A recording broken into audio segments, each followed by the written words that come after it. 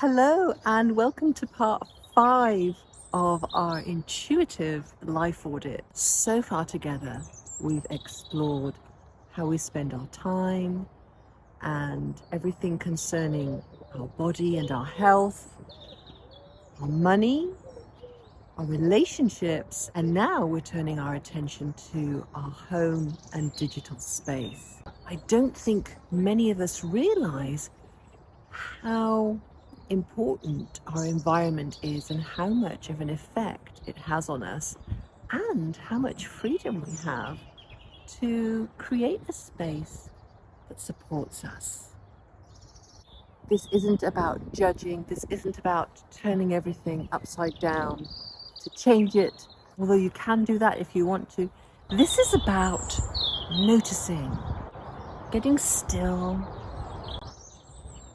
listening to that inner voice of wisdom that we all have when we're not busy listening to our busy minds, and tuning into what feels out of alignment in our environment, in our physical space and our digital space, because now we have this whole digital world that we need to consider.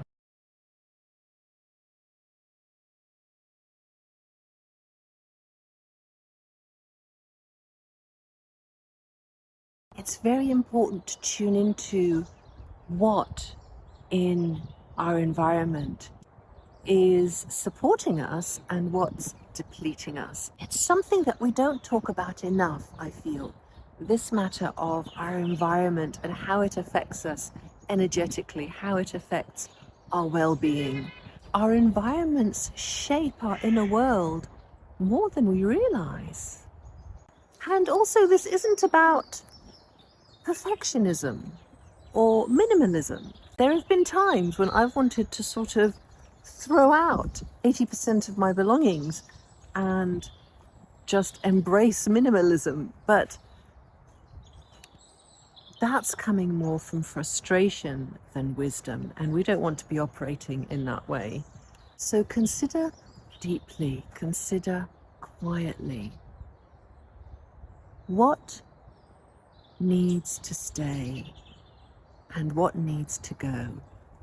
There's that lovely Japanese lady, Marie Kondo, who guides us to hold everything and tune into it, how it feels energetically, what our emotions are around this object, and to really consider, does it bring me joy? I think that's a wonderful question. There's this inner guidance system, this intuitive sense, intuitive leading that directs you in the way of life, in the way of living in alignment, in harmony with everything that's happening. But if we're not paying attention to it, we can very easily remain stuck in this realm of sort of business as usual. Well, this is how my life is. This is how my home is. This is what I describe as living in oldness. And, a big part of doing this intuitive life audit is so that we can really tap into this newness that is always here. Every day is fresh and new. You're probably sick and tired of hearing me say this by now, but I just can't say it enough. I love this quote by Alan Watts. You're under no obligation to be the same person you were 5 minutes ago. I find these words very freeing, don't you? You can feel free to make changes in your life, changes in how you show up today, changes in your environment, changes in how your life looks, the routines, so many aspects of life that you get to choose. You get to choose basically how you live your life, how you do everything. And in many cases, you get to choose what you do as well. And that's why it's worth doing this intuitive life audit many times throughout the year. Actually, whenever you feel that you want to have a reset. I'm kind of constantly doing it, but doing it this way with you on YouTube week by week has made it actually feel more impactful because I'm accountable to you now for these changes that I feel I want to make. So remember, your space affects you more than you realize. Or maybe you realize it, but you've been feeling powerless to make changes. So maybe it's messy and cluttered, but it's not your personal mess and clutter. But perhaps there are still some small changes that you can make. And at the very least, you should be in control of your digital environment, right? Take a compassionate look at your home and digital space. Are your surroundings supporting you or depleting you?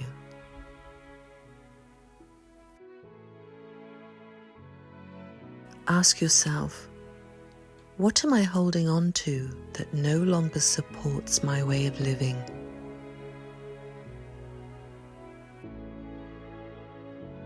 As well as your home, consider your phone, your inbox, your photos, and your files.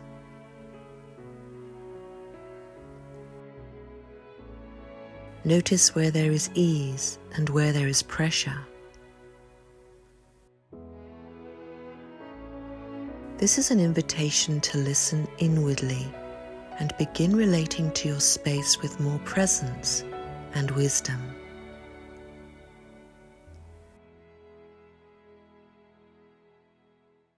Now, if you've been watching my videos and you know me at all, especially if you've downloaded my to-do list, you'll know that I love a good declutter and I love to simplify things. Yes, this coming year, I plan to do a thorough declutter of pretty much everything in my life. I've always found myself very affected by my environment. When there's a lot of clutter, a lot of mess, my inner energy can feel quite unsettled, restless. So I do like there to be simplification and organization, but not to the point of being over the top. I'm comfortable with cozy mess, but I like to be able to find things when I need them. Over the last few weeks, since beginning this life audit series with you actually, I've deleted literally thousands of photos and videos from my phone because having been a content creator for the last 10 years, I've amassed quite a bit of digital clutter, to say the least. And I can't tell you how good it feels to be getting rid of it. I invite you to join me on the journey because it promises to be a very liberating one and joyful one. Just yesterday, I went to the charity shop with my mum and my daughter, and I found this beautiful brown waistcoat and lovely scarf. They brought me so much joy that I immediately took out 4 or 5 things from my wardrobe that I realized don't bring me joy anymore, and they're going back to the charity shop. So this coming year, I'm going to be doing a thorough declutter of my physical and digital spaces. And I invite you along for the journey. You know, it's actually become a sort of hobby of mine because I really enjoy it. When I have a bit of spare time, I like to go into a kitchen cupboard or open a drawer or have another look through my clothes and consider what needs to stay and what needs to go.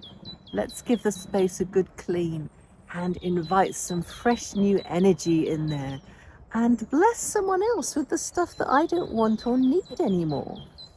Even though this point is very practical, it can actually have quite a profoundly deep effect on your being.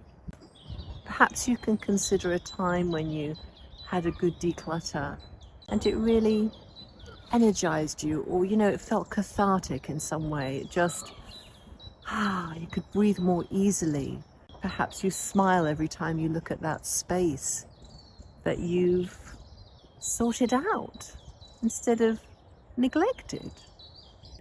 If you haven't watched all the parts of this life audit yet, you can find the link below to the playlist. Come back next week when I'll be sharing with you how I've been implementing my intended changes so far and my plans for the coming year.